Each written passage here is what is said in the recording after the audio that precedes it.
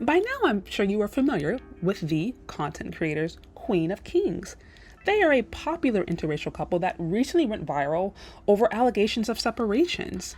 And there were rumors that their entire lifestyle was made up based upon a leaked video. Now, they have since come out and said, hey guys, it was all a hoax. They were just joking. They were trying to troll people.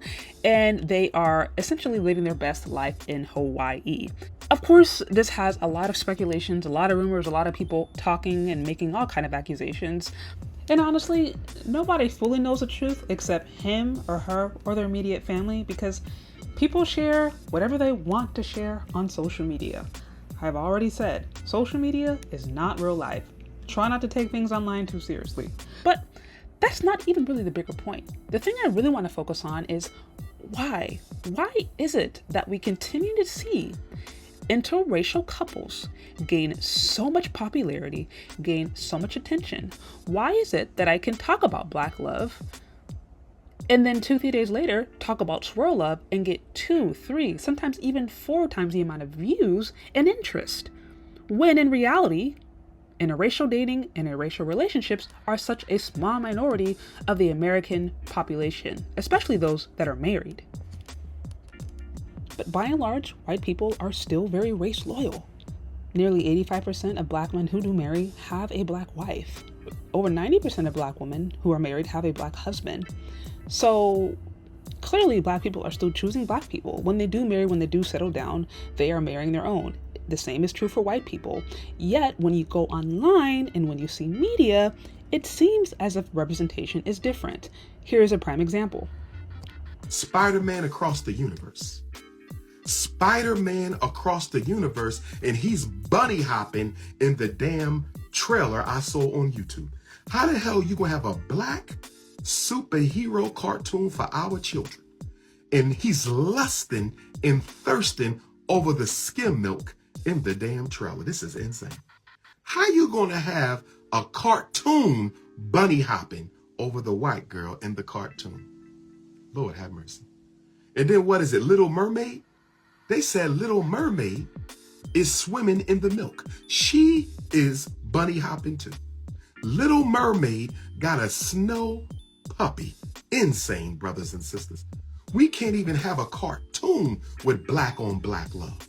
We can't even have a cartoon with Black on Black love. We can't even have a cartoon with Black on Black love. Now, I know not everybody agrees with Dr. Umar, but again, I do think he makes a good point.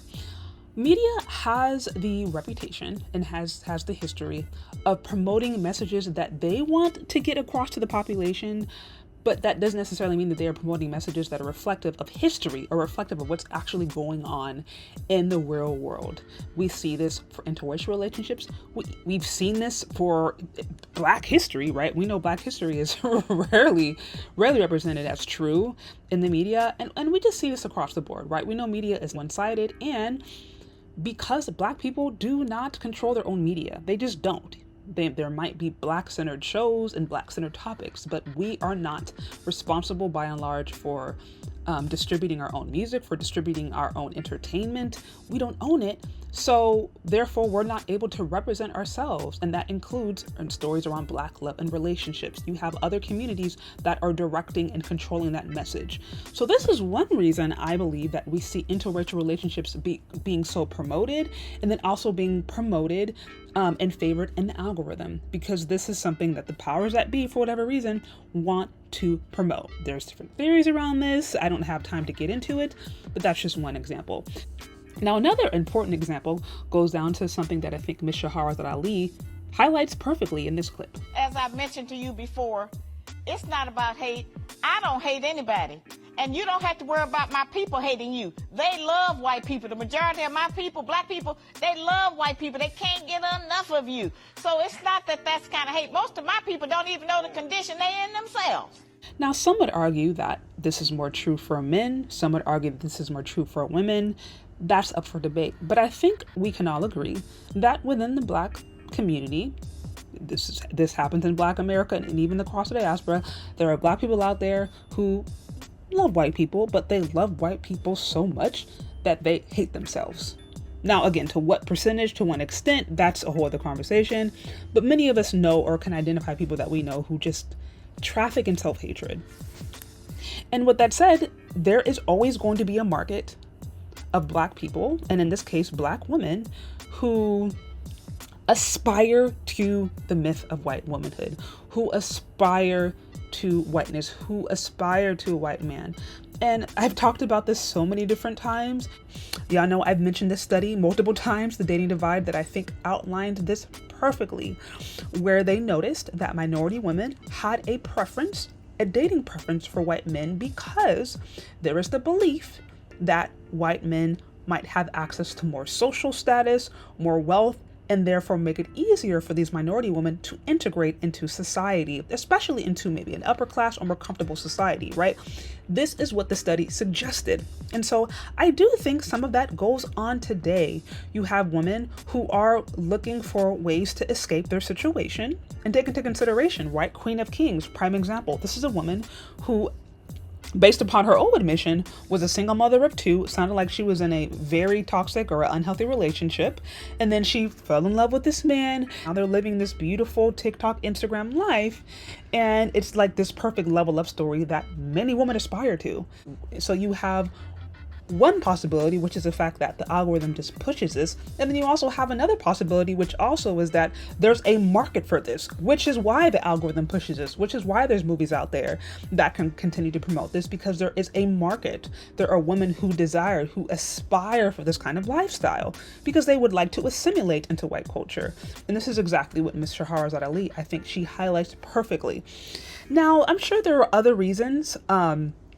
This is exactly why I do think it is important for Black people to have their own spaces. This is why I think it's important for Black people to have their own media and to support their own media platforms, their own businesses, and also have their own outlets where they are distributing their own messages. Because outside of that, if you allow other people to tell your story, you're pretty much going to get what you get. And for some people that may not be that big of a deal, they're fine with it, and that's okay. But if you're a person who actually wants to see something different, that is actually the importance of creating your own, building your own. This Pan-Africanism is dead, or some people say pro-Blackness, or whatever, it's dead, whatever. But if you desire to have a space that you can control and that you actually have input in, then it's your responsibility to create it, because we can't wait for somebody else to do it. But anyways, those are my thoughts. What do you think? Do you agree or disagree? So be sure to check me out on Patreon, where I have exclusive content. I do conversations with my husband and post other videos. And you can become a channel member for as little as $4.99, where you can have access to exclusive lives and other personal details that you're just not going to get anywhere else. Thank you so much for listening. If you've gotten this far, and we'll talk later. Bye.